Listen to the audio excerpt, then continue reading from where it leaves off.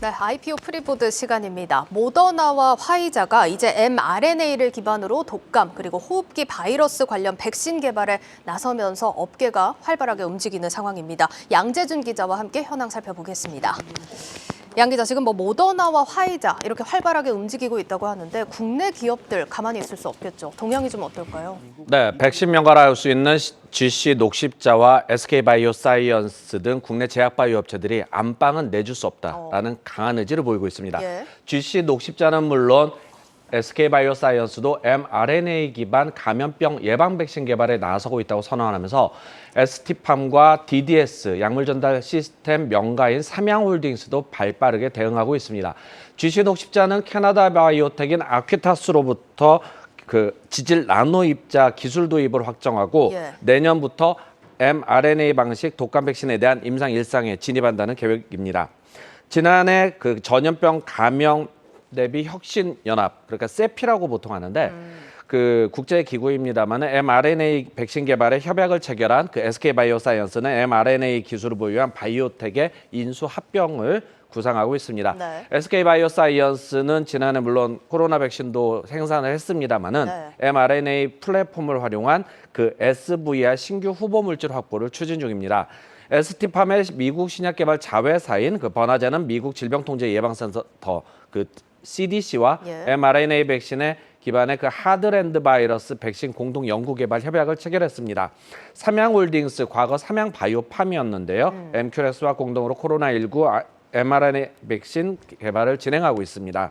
국내 대형 바이오텍이 mRNA 백신 플랫폼 확보에 뛰어든 것은 코로나 이후에도 mRNA 플랫폼이 글로벌 시장에서 차세대 약물 전달 시스템으로 확장성을 보여주고 있기 때문입니다. 알겠습니다. 일단 시장 점유 경쟁도 정말 치열할 것 같은데 국내 기업들한테 가장 위협적인 상대라고 한다면 앞서서 얘기한 모더나 그리고 화이자가 되겠죠. 네. 이 지금 개발이 한창일 텐데 동향이 어떨까요?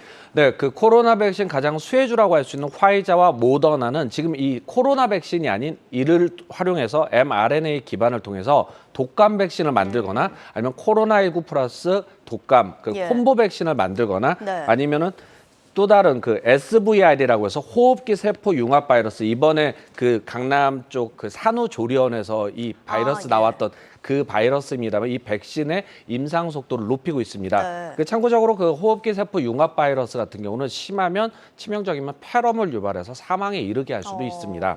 지난해 mRNA 기반 4가 독감 백신 임상 3상에 진입한 화이자는 오는 6월 임상을 종료하고 백신 예방 효능과 면역 원성 등의 결과를 발표할 예정입니다. 화이자는 지난 1월 열린 JP모건 헬스케어에서 mRNA 독감 백신 출시 시기를 내년으로 발표한 바 있습니다. 모더나는 코로나 백신과 독감을 동시에 예방하는 mRNA 기반의 콤보 백신을 개발 중이며 호흡기 세포 융합 바이러스를 표적으로 하는 mRNA 백신의 임상 일상을 진행 중입니다. 화이자와 모더나가 독감 백신 또는 콤보 백신을 개발을 완료하고 국내에 진출할 경우 코로나19 백신 때와 마찬가지로 가장 큰 타격을 입는 곳은 GC 녹십자, SK바이오사이언스, 보령바이오파마, 일양약품 등 국내 백신 개발 업체입니다. 지금 국내에서는 유정란을 이용하거나 아니면 세포에서 배양 방식의 백신을 생산하고 있습니다. 특히 세계보건기구 산하기관인 미국 지역의 범미보건기구 파오라든지 유니세프 같은 곳에 국제 경쟁 입찰에서도 이제는 화이자와 모더나가 경쟁자로 나설 수 있다라는 것입니다. 알겠습니다. 지금 대형 바이오텍들뿐만 아니라 국내 중소 바이오텍들도 이런 플랫폼 확장에 대한 고민이 좀 큰 상황일 것 같은데 어떨까요? 코로나19 백신과 관련해서 개발을 하겠다 한 다음에 임상을 중단한 기업들도 많습니다. 현재 코스닥에 상장된 아이젠과 유바이오로직스, 그리고 셀리드, 올릭스 자회사인 MQRX, 그리고 코스닥 상장 심사를 통과한 큐라티스, 그리고 올해 기업 공개를 검토하는 레모넥스 등이 mRNA 기반의 코로나19 백신 임상을 진행 중입니다. 이들 업체 가운데 유바이오로직스를 제외한 나머지 업체들은 개발 임상 마지막 단계라고 할 수 있는 3상에는 진입하지 못한 상황입니다. 코로나19 팬데믹이 마무리되면서 국내는 물론 해외에서도 글로벌 임상 환자 모집이 어려운 실정입니다. 하지만 기존 플랫폼 기술로 개발이 쉽지 않은 그 호흡기 세포 융합 바이러스라든지 결핵 등의 이 백신 분야에서 mRNA의 백신 플랫폼을 기반으로 후속 감염병에 대한 연구 개발이 검토 중입니다. 코로나19와 같이 그 중증 호흡기 감염병의 경우 5년 주기로 발생했습니다. 사스, 메르스 그리고 코로나 예. 이렇게 발생을 했고요. 이런 점에서 보건당국도 국산 mRNA 플랫폼에 대한 개발 의지가 있고 이는 지원하겠다라고 계속 천명하고 있기 때문에 꼭 그 백신 코로나19 백신이 아니더라도 mRNA 플랫폼 확보는 필요하다는 게 업계의 설명입니다. 예, 뭐 이렇게 필요성이 대두되고 의지가 강해도 자금이 받쳐주지 않으면 좀 힘겨운 상황이 될 것 같은데 정부와 VC가 5천억 원 규모라고 하더라고요. 바이오 백신 펀드 결성을 진행 중이죠.